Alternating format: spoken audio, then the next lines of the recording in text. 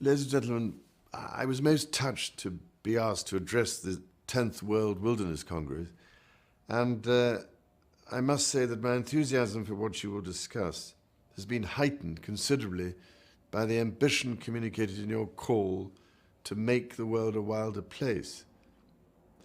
I'm sorry, though, that I cannot be with you in person for this occasion, and hope very much you will forgive this somewhat disembodied message.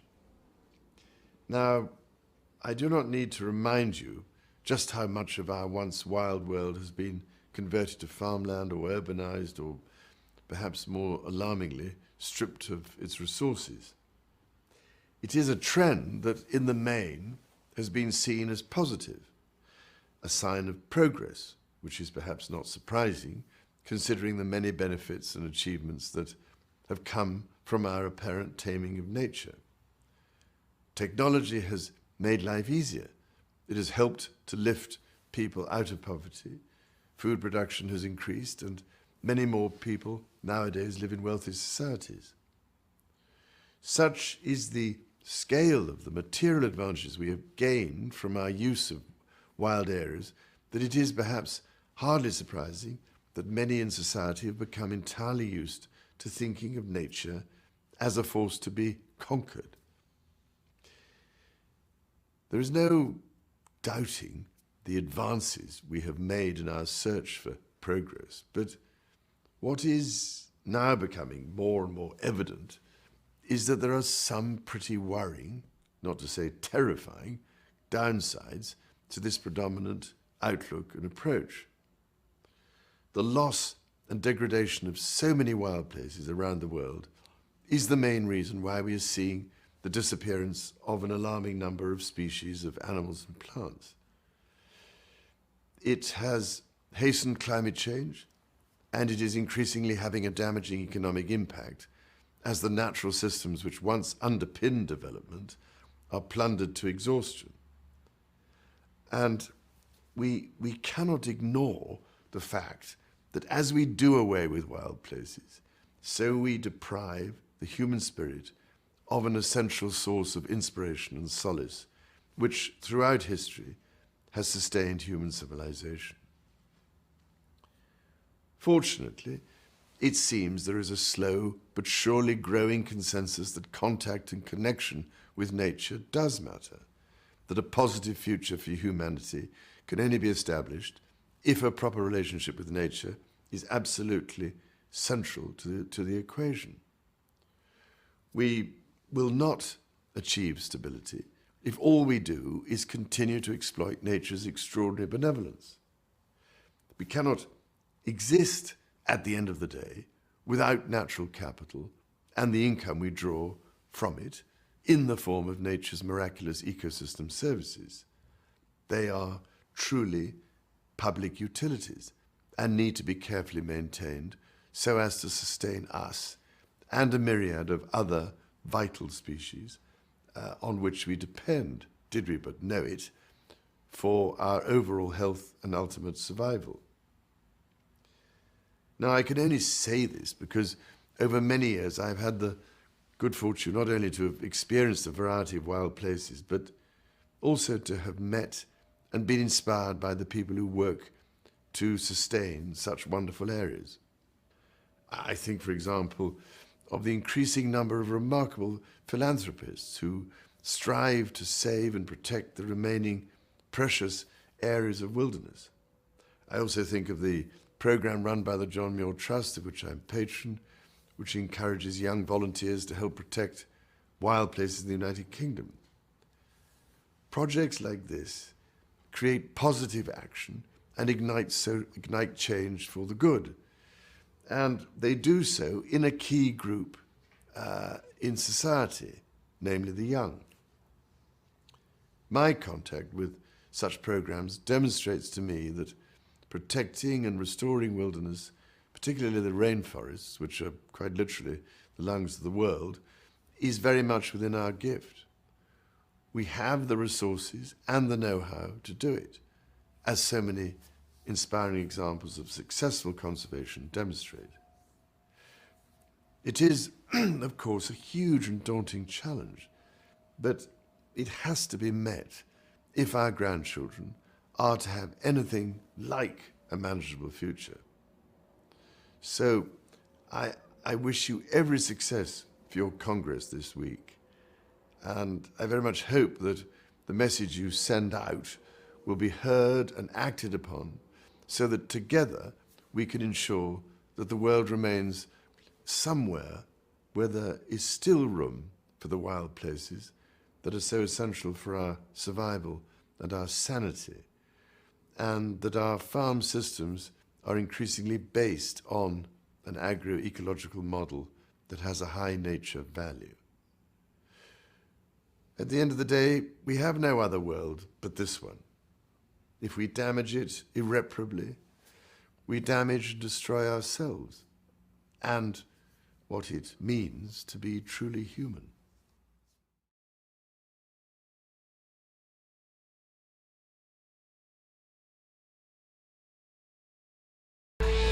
An irreverent look inside the head of the man who would be king.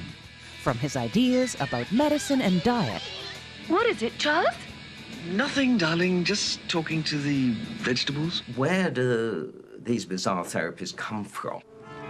To his controversial views about architecture. It's an electricity substation dressed up as a little Roman temple. I think that's rather comic, rather grandiose, and just a little bit pretentious. And his public image. You know, the Queen's okay, but we're not having Charlie. He's a very, very needy man. The Passionate Eye presents The Madness of Prince Charles.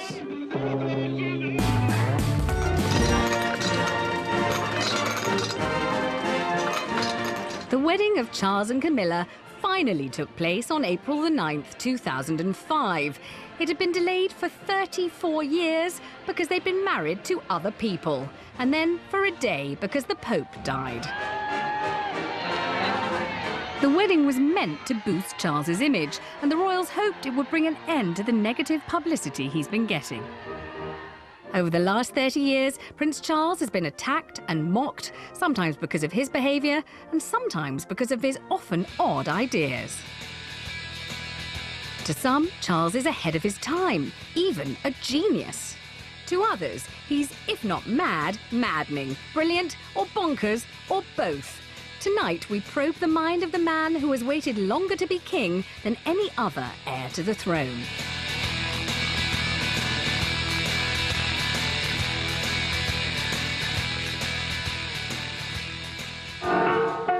This amusing 30-year-old film shows the prince as you've never seen him.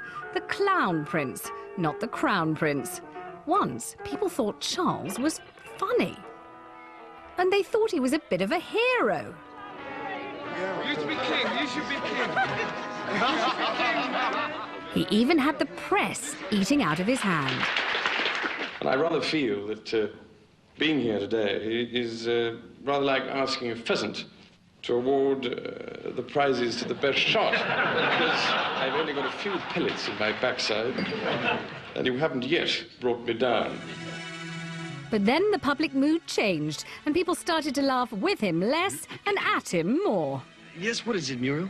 You're nuts, sir. That's putting it mildly. Last year, for the first time, a poll found more people wanted William rather than Charles to step up to the top job when the Queen dies.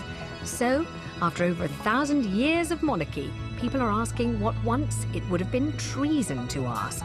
Should Charles become king at all? He's given us his opinions on pretty much everything. 3 subjects in particular make Charles mad and maddening: religion, medicine, and architecture.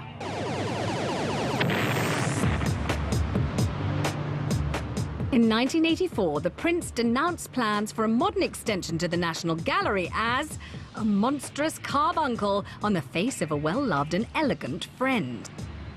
I think when he talks about monstrous carbuncles and you know, puts architectural practices out of business, which has happened, and that is questionable. It becomes dodgy when he starts, you know, when people's livelihoods start, when he starts interfering. And then there's God. Charles's ideas on religion defy a long, significant tradition. For the last 500 years, the British monarch has been supreme head of the Church of England and defender of the faith, the Christian faith. But Charles has said he wants to be defender of all faiths. He's praised Islam, Sikhism, Buddhism, Judaism, the Greek Orthodox Church, and many far more unorthodox beliefs. If he can't, in all honesty, be supreme governor of the Church of England, then perhaps abdication. Prince Charles's views on medicine are very controversial. Since 1982, he's been arguing British doctors need to treat not just the human body, but also the human soul. Such an approach may be given any number of descriptions. It may be described as psychotherapy or religion, or the power of prayer, or whatever. I just think he is so wrong about medicine, but he is surrounded by people who just reinforce his prejudice. In 2004, the Prince even suggested coffee enemas can prevent and cure cancer as part of the controversial Gershon diet. How will Your Highness take your coffee today, sir? Down the hatch or up? There's not a shred of evidence that it does any good, that it is ineffective and toxic. Where do these bizarre therapies come from? The answers turn out to be quite surprising. I felt I just had to go. Lawrence van der Post was famous for his mystical beliefs and his influence over the rich and powerful. Some people would say he's responsible for the wackier side of the prince. I mean, if I ever hear a speech in which Prince Charles says that he believes in flying saucers, I'll know where it comes from. Van der Post's influence was probably less on the medical side. I think it was much more, what's it all about, Alfie? It was philosophical and spiritual. The prince's daily life is bizarre too. Charles, for all his attempts to find out how the other half lives, to show an interest in the less fortunate in society, for all that, he has two men paid by the state to help him get dressed in the morning.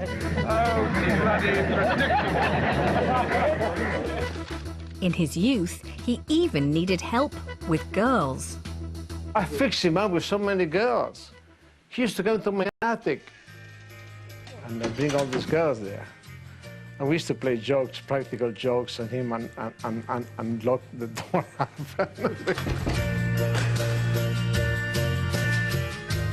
After sowing his wild oats, Charles had to do his royal duty and marry a virgin who could produce an heir. They seemed happy when they got engaged. But the marriage was soon in trouble, and the public have always blamed Charles for its failure. When the problem started, Charles turned to his mentor Lawrence van der Post for help, a decision that would affect the rest of his life.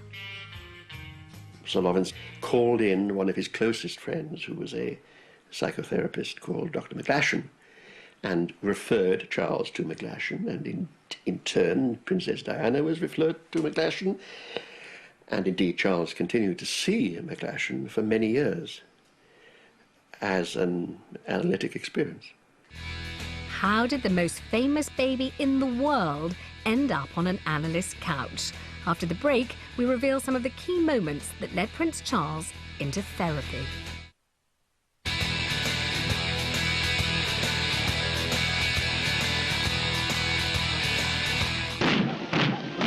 It has just been announced from Buckingham Palace that Her Royal Highness, the Princess Elizabeth, Duchess of Edinburgh, was safely delivered of a prince at 9:14 p.m.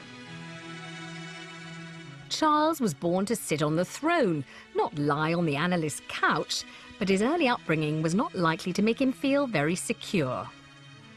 The best parents praise and love and acknowledge and support and care for their child, which gives the child the ability to reach their potential. A heavy program of official engagements prevents the Princess and the Duke from seeing their son as often as they wish.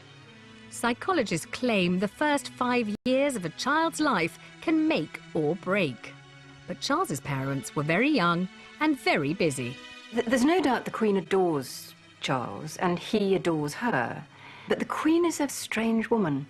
She is not enormously tactile. When he was a baby, she would bath him and she would sit him on her knee and she'd read him stories. But I think there's very little sort of evidence that as he grew older, she kept up the holding and the touching. She's really a woman who I think is much more comfortable with animals. Here's wishing a very important young gentleman many happy returns of the day on his 3rd birthday. On Prince Charles's 2nd birthday and his 3rd birthday, neither Mum nor Dad were there. Children understand love by the amount of time that you spend with them. That's their way of knowing how important they are to you. So to neglect your children on what is considered the most important day in the year, their birthday, is disastrous. It has been nearly 5 months since the Queen was with her children, though she has kept close contact with them throughout her tour by radio telephone. Even when Charles was travelling with his parents, they often left him to the staff. Like in Gibraltar, when Charles and Anne went to see the famous Barbary apes, it was with the nannies.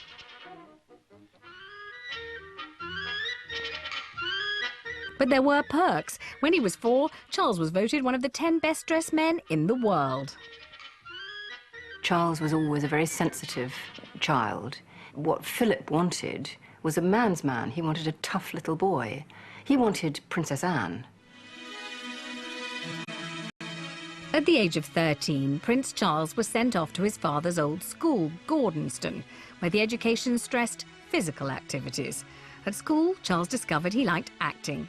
When he played in Macbeth, it made headlines all over the world. He was miserable for about 3 years there.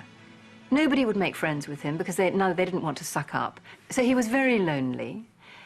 He just managed to sort of come to terms with and settle in when they sent him off to Australia. And so he spent another year sort of trying to make friends and settle in. And then he was shipped back to Gordonston to take his A-levels. And it's a miracle that he got as many as he did. And then, of course, people said, oh, well, you know, he didn't get into Cambridge on merit. It was only because he was Prince of Wales. Look at those miserable results. Most students with a B and a D at A-level would never have got to Cambridge in the first place. The occasion was both informal and formal, with Lord Butler introducing Prince Charles to Mr. Dennis Marion, the senior tutor. Initially, he was, I think, quite nervous. The first suggestion coming from probably government circles was that he should come up for 2 years and we would set up special courses for him and so on and so forth, to give him a general education. Well, as soon as I interviewed him, I could see that quite obviously if he wanted to do an honours degree, he could. And obviously that there would be more pressure on him than an ordinary undergraduate. And so a new boy joined the ranks of the freshmen at Cambridge. I have a mind. I'm letting out Here he let his hair down a bit. He discovered that he liked playing the fool and had a talent for it. Ladies and gentlemen, I've never seen anything quite like it before. I think I got quite a large one here. It's very, very large indeed. Yes, he was hilarious. Of course, one of the things he's always been incredibly good at doing is imitating. You've probably noticed this. And he can not only imitate people, but he can imitate noises terribly well. I love imitating and mimicking, and I enjoyed it enormously at school and university, the actual business of acting. In a strange way, so much of what one does requires, I find, acting ability in one way or another. Oh, he's having a whale of a time because he was totally relaxed and doing subjects that he thoroughly enjoyed doing. He's obviously always been interested in history, and I remember one of his supervisors said to me that he obviously enjoys this subject. After all, it's mostly about his own family.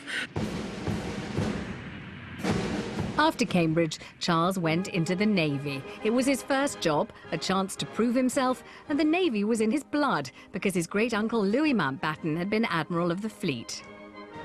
Mountbatten, who he revered very much and I'm sure loved very much as his uncle, he looked up to him. And I think he wanted to do well in the Navy for his uncle's sake.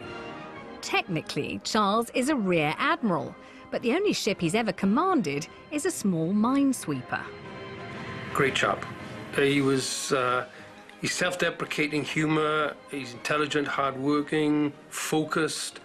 I know it's contrite to say, but he has that elusive thing called officer-like qualities. I think it gives one a very useful experience of responsibility and discipline. I think responsibility is the most important thing. It's the actual trust that's put in you to deal with other people. Then you can break through the pressure wave on the stern, and you would then avoid the danger of being sucked in or out. We were on exercise off Anglesey, and unfortunately, when we came to weigh anchor in the morning to move as a squadron, Prince Charles pulled his anchor up to find the cross-channel telephone cable was hooked on the flukes of his anchor. And they spent a long time trying to get rid of that cable. And they didn't. So finally, they had to ditch 1.5 shackles, I think it was, of phosphor bronze chain, which is probably the most valuable thing that naval minehunters carry. The Navy criticised Charles. 3 months later, he stood down from active service, sent off by his shipmates, who draped him with a toilet seat. Philly Productions presents a horror film. As he left the Navy, Charles reverted to being a clown and made 3 psychologically revealing comedy films. Revealing because he's quite endearing and vulnerable.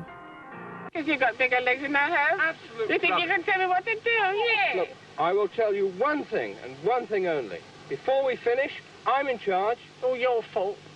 Not my fault. Yes. I told you. It is your fault. You don't remember. Do. You get it all wrong. No, it's your fault. Don't smile at me. Look, good enough. I'm going to make a pun out of you if it kills me. I hope it does to you, Bishop Manuel. Just because I got shorter legs than him, it's not fair. After the Navy, Charles never had a full-time job again, other than being the Prince of Wales, and no one really knows what that job means.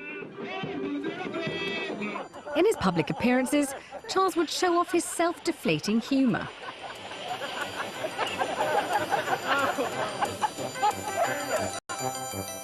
But often the clown is only a mask. Behind the mask, there's a hunger to be serious. In 1973, Charles met the man who'd influenced that side of his personality. There are certain relationships which is wrong to let the world in on it, because it doesn't belong to the world. It's not part of the world, and the world spoils it. When Lawrence first met the prince expressed an interest in Jung, and Lawrence sent him to his wife, which is itself slightly dubious. As a patient? Yes. Van der Post's hero, Carl Jung, was one of the most famous psychoanalysts ever. Jung believed we're driven by spiritual needs as much as by sex. Images of gods, demons and devils fill our dreams. Prince Charles became a believer. Now, Lawrence, who had known Jung fairly well and was obsessed with Jung, in fact, volunteered, of course, that he would be happy to explain Jung and introduce the prince to Jung's work, and that led to a relationship of more than 20 years, during which I have no doubt whatsoever that Lawrence was the single most important influence on Charles's personal development. So much so that in 1977, he and Van der Post went to Kenya. They were repeating a trip Jung made 52 years earlier, which became an important voyage of self-discovery. Lawrence was an immense flatterer. He deluged him with letters and memoranda which were constantly praising this young man. He compared him with the finest thinkers of our time. He assured him that what he had said was full of great wisdom, and how he to an impressionable youngish man, it would, I think, have been very impressive. Van der Post and Jung would have an enormous influence on Charles's ideas about medicine, architecture and religion. Charles seems to have needed the wisdom of the elders. One other older man who influenced him was his great-uncle Lord Louis Mountbatten. He was much tougher on the young prince than Van der Post. Once, when Charles changed his holiday plans and made much more work for others, Mountbatten went ballistic. Mountbatten wrote a very stern letter to him saying that your behaviour is totally indefensible. You're becoming just like your great-uncle David. I see all the same sort of frivolity and irresponsibility coming out. You must take a pull. You must not become like your great-uncle David. Think what happened to him. Prince Charles's uncle David, known as King Edward VIII, had to abdicate because he wanted to marry a divorcee. It was traumatic for the royal family.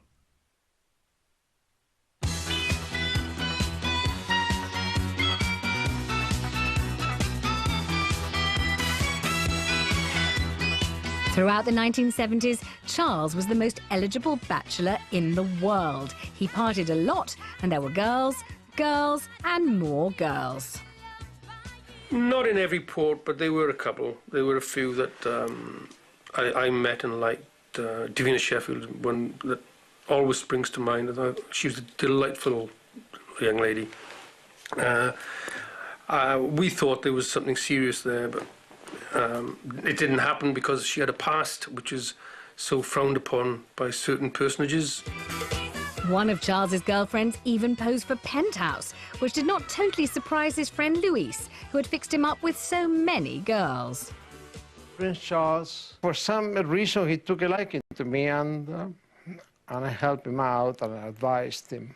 Told him how to behave with girls, how to treat them, not to be too nice, to be tough, strong, manly, and, and to play, kind of tough and hard to get, and because they all knew who he was. The most extraordinary allegation Louise makes is that at one time in the 70s, Charles shared a mistress with two other well-known polo players. One was Sarah Ferguson's father. Jane. Jane? Yes. Jane Wood. Yeah. So what was she like? Well, she was, she played the game. She was having an affair with the manager of the club. Who was that? Major Ferguson. She was an affair with John Horswell, who was the #1 player for England, and she was an affair with Prince Charles. Well, that I knew. The three I knew. As Charles neared 30, he was under more and more pressure to marry from his father and Lord Mountbatten. He had prescribed for Prince Charles that after a period of sowing his wild oats, he should find a beautiful, sympathetic, suitable English girl who had got no previous entanglements. And then, for the first time, the 31-year-old prince had to face the death of someone he loved dearly. They that go down to the sea in ships and occupy their business in great waters, these men see the works of the Lord and his wonders in the deep.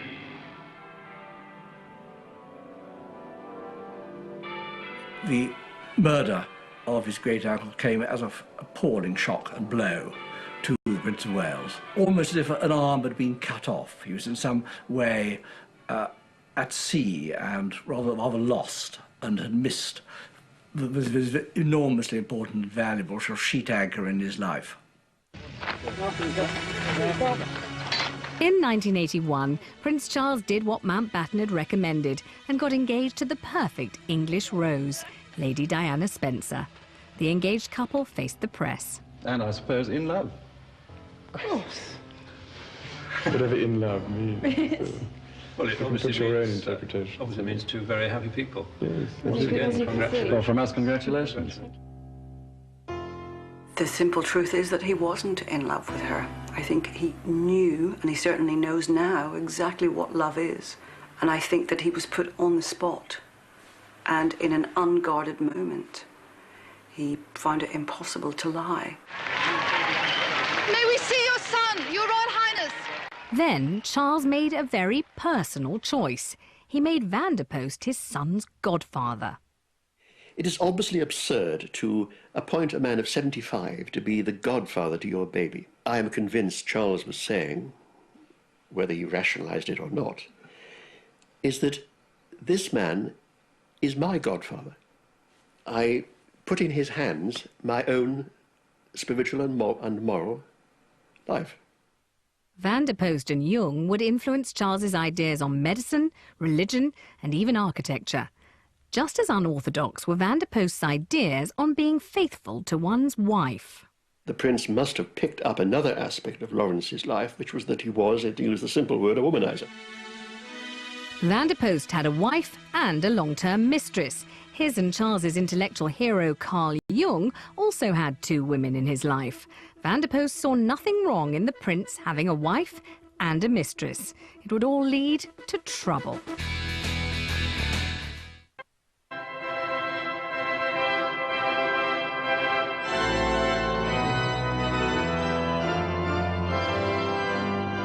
The marriage of Charles and Diana was meant to be the happy ending.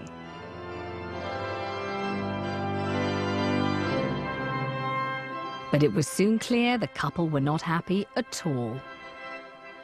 She loved him very much. She told me she loved him. And she must have believed initially that he loved her. Yeah, so she was very disappointed, very sad, you know. If you're an above-averagely bright graduate and you marry somebody with 1 O level, really? There comes a time very shortly when there's not a lot to talk about over the breakfast table. I think the one thing that really destroyed his confidence was his disastrous marriage to Diana. He just didn't understand what it was that was making Diana so unhappy. He couldn't cope. He's a very, very needy man. He needed a wife who would support him, who would help him, who would be there for him, who would bolster his ego and talk to him about all the things that troubled him and worried him and he wanted to do with his life. Because she was so wrapped up in herself, she couldn't give him anything. So the 2 of them were just poles and poles apart. Charles was also beginning to have problems with his public life. The press started to mock his passions for oldie-style architecture, eccentric spiritual ideas, and alternative medicine. The prince didn't make it easy for people to take him seriously because he also admitted to talking to his fruit and veg. Look, one only wants to eat one. Killer. What is it, Charles? Nothing, darling, just talking to the vegetables. Prince Charles has made himself a social issue. Probably undesirable that he has done so. The most worrying and dangerous of Charles's ideas are about medicine. In 1982, influenced by Vanderpost and Jung, Charles started to stake out his controversial positions. He argued doctors needed to use the techniques of alternative medicine much more than they did. Such an approach may be described as psychotherapy or religion or the power of prayer or whatever, but it represents that invisible aspect of this universe which, although unprovable in terms of orthodox science, as man has devised it, nevertheless cries out for us to keep our minds as open as possible and not to dismiss it as mere hocus pocus. For the last 20 years, Charles has been sparring with one of Britain's most eminent doctors. I think he's very funny and extremely likeable. But I will not patronize him. And I just think he is so wrong about medicine. Well, Obama's been one of the scourges of complementary medicine for over 20 years. And he made a tremendous outburst when the Prince talked about Gerson therapy at the end of June last year. The Gershon diet consists of eating liquidized fruit and vegetables and having regular coffee enemas which clean out the system and fight cancer. The Gerson therapy is far from benign.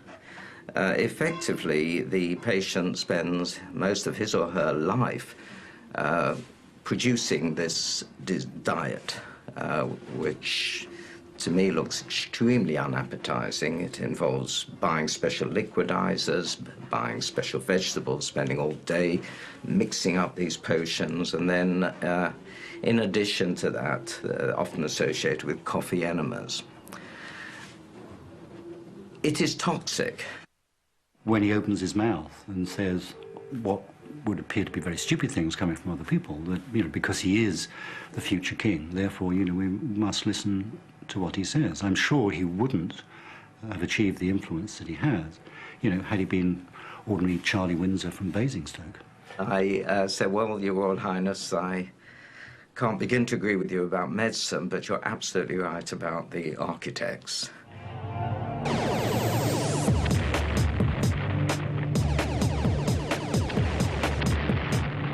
Throughout the 1980s, Charles attacked modern architecture, but then he wanted to do something positive, and in 1989 he announced he had a dream.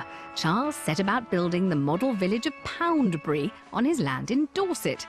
Poundbury would answer his critics and realise his vision of the perfect English village. As a piece of architecture, contemporary architecture, of course, it's rather poor or rather embarrassing. As a piece of charming Toy Town chocolate box architecture, it's actually rather good. It depends what you want, and what Prince Charles wants here is to create a fantasy land. This is a temple of power, it really is. In fact, it's an electricity substation dressed up as a little Roman temple. I think that's rather comic, rather grandiose, and just a little bit pretentious. Now you can see here danger of death in this big yellow sign here, and the doors, not really sort of Roman quality. This is the stuff you'd find in a DIY warehouse, really, very cheap stuff. And if you look round the corner, well, you see again, it's part of a car park again. Poundbury is a car park. When he founded Poundbury, Charles promised ordinary people could afford to live there. It seems to me the important thing is to be able to have houses that are at affordable rents. Yeah. Whether they're called council houses or they're available from housing associations or whatever. I mean, that seems to me is how to ensure that those houses go on being available. But house prices in Poundbury now start at £300,000. You imagine that in Prince Charles's dreams, the people that live here would be perfect model citizens who'd touch the forelock and would never do a thing wrong. Charles's big idea is in danger of turning sour. More big business and more big developments are coming to Poundbury as the Prince has backed plans for 31 flats, some as high as 5 floors. If you're a developer, you've bought up a piece of land, particularly quite a small piece of land, and you can build on it very densely, lots of flats, lots of shops squeezed up. Of course, you make a huge profit if you manage to sell them. Well, we're upset about that, and we're very upset about that. Everyone one talks to, you know, once you show them the plans, they seem amazed and disappointed, like I am. I think it's quite sad to see local residents worried about Poundbury in terms of it being a big business corporation, as it were, in action, and people feeling a little bit bullied and harassed by the duchy and by their developers.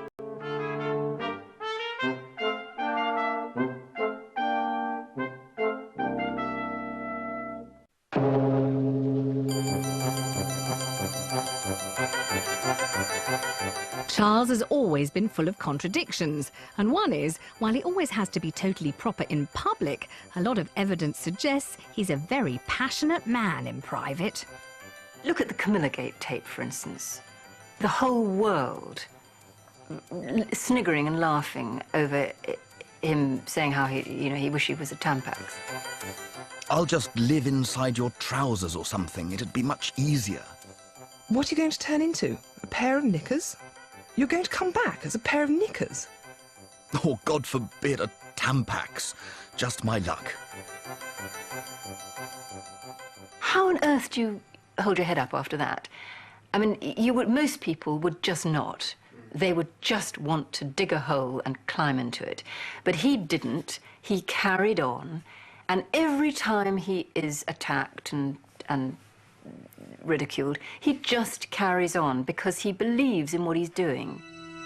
What the prince feels about medicine and building may provoke rows, but it doesn't matter constitutionally. Religion is different. Since 1534, there's never been a king or queen who did not swear to be a defender of the faith, and that faith is the Church of England. In 1994, Charles said he didn't want to be a defender of the faith, but a defender of faiths. Whether he would like to be, in some way, a person that feels that all faiths leads to the same God. It's unsustainable from the Christian perspective. I wish it wasn't, but that's not what Christianity teaches. But Charles has become interested in many other religions apart from the Church of England. Perhaps most controversial is the prince's attitude to Islam. He's often praised it because it's not spiritually empty like the West. I think what he admires about Islam is its mystical core, its architecture, and the way in which it has maintained an integrity about it. And he's always talking about the more moderate elements of Islam, many of whom have been drowned out by the noise of fundamentalism. Charles's opinions and attitudes may be progressive, but if he can't take the oath to be the defender of the Church of England against other faiths, the constitutional consequences are huge. The Church would no longer be linked to the state. Its 26 bishops who sit in the House of Lords would have to leave. The Pope could even reimpose his authority over Anglicans.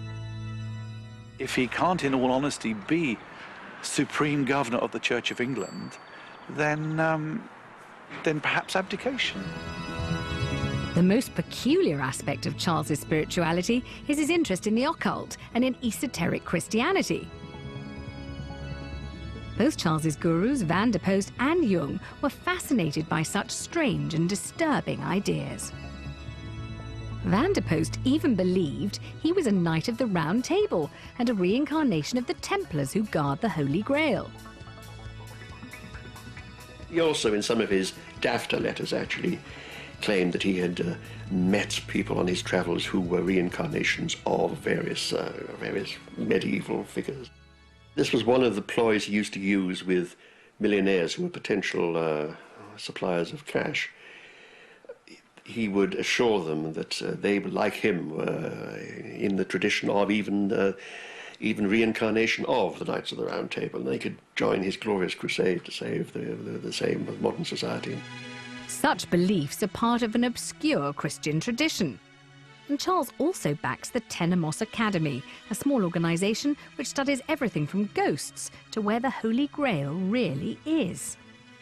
In Greek, Tenemos means the sacred grove in front of the temple. In his garden at his home in Highgrove, Charles has built a temple to his ideas about architecture and spirituality. He's built a sanctuary. This is somewhere where he goes on a regular basis. It's a small building in a wood. It's very simple inside, and it's got some lovely stained glass and one or two small ornaments. And I think it's a place where you could find some peace. But any chance of peace for Charles was to be shattered. In 1996, Charles and Diana finally divorced. And then came the crash in Paris, which killed her.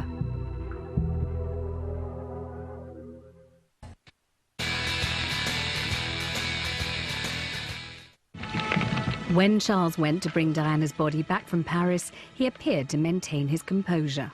His face carries a deep sadness. He looks downcast. It's almost etched into his face. You do see the years of turmoil and sadness. The only thing you could say at that stage that was tasteful was a huge weight had been lifted from his shoulder to generally discombobulate his life, which she would certainly have continued to do with some relish, I think. Oh, yes, how nice of you, how nice. Now it was up to him to cope with the problems of bringing up teenage sons. But Charles is much more relaxed. even in public, than his parents were with him. After all, this was where he came from. I suppose one should have sympathy for somebody who's grown up in what appears to be a deeply dysfunctional family. And I think his upbringing and the remoteness of his parents for most of his life and the kind of life that goes on behind the walls of Buckingham Palace and elsewhere. Yes, I suppose I ought to feel some sorry for him as growing up as a child. I just can't bring myself to do that. Despite all his troubles, Charles still sometimes makes fun of himself, like when he asked Fiona Harold just what her job as a life coach entails. He was curious about what life coaching was, and he joked when I explained what it was. It's for people who wanted to get clear what they wanted out of life and to forge ahead and make that happen. And he joked and said, my goodness me, I could do with that. So actually he's got a tremendous sense of humour. You know, he was poking fun at himself. The palace hopes that Charles's second marriage will be happy and help restore his reputation and his popularity. I could see why he has always said that his relationship with her is non-negotiable. I could absolutely see the tower of strength that she is to him. Yeah, because she's like a mother. I imagine. I can't explain anything else. And Charles hopes he'll get a more sympathetic hearing for his deeply held, but sometimes rather hard to understand, beliefs about the universe. Perhaps we just have to accept that it is God's will that the unorthodox individual is doomed to years of frustration, ridicule, and failure in order to act out his role in the scheme of things. Until his day arrives and mankind is ready to receive his message. We do not use the word lunatic, sir, in relation to His Majesty. Charles can even take comfort from the past and has frequently defended George III, the Mad King. When felons were induced to talk, they were shown first the instruments of their torture. The king is shown the instrument of his. English discourse! This brilliant film vividly showed how George III was treated. It was so unfair, Charles argues, perhaps because he can identify very easily with the sufferings of George. I am the King of England, no, sir! You are the patient!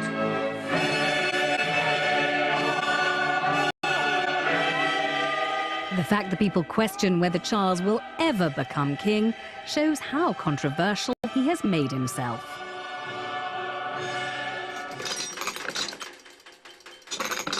So now many people are asking, should Charles get the top job? When the Queen dies, I think that will be the point when there will be an increased consensus that the monarchy in this country has outlived any positive function that it might once have been perceived as having. And I think at that stage, you know, the sort of Republicans within us will start to think, well, you know, the Queen's okay, but we're not having Charlie. I, Charles, Prince of Wales, do become your liege man of life and limb, and of earthly worship. So is this the only crown Charles will ever wear? I think it's very, very, very difficult that he has to be the king in waiting for such a long time. But on the other hand, we're all living longer. The Queen's going to live a lot longer. Hopefully Prince Charles comes to the throne, and he's going to live a long time. The worst thing that could happen is for his son to come to the throne too young.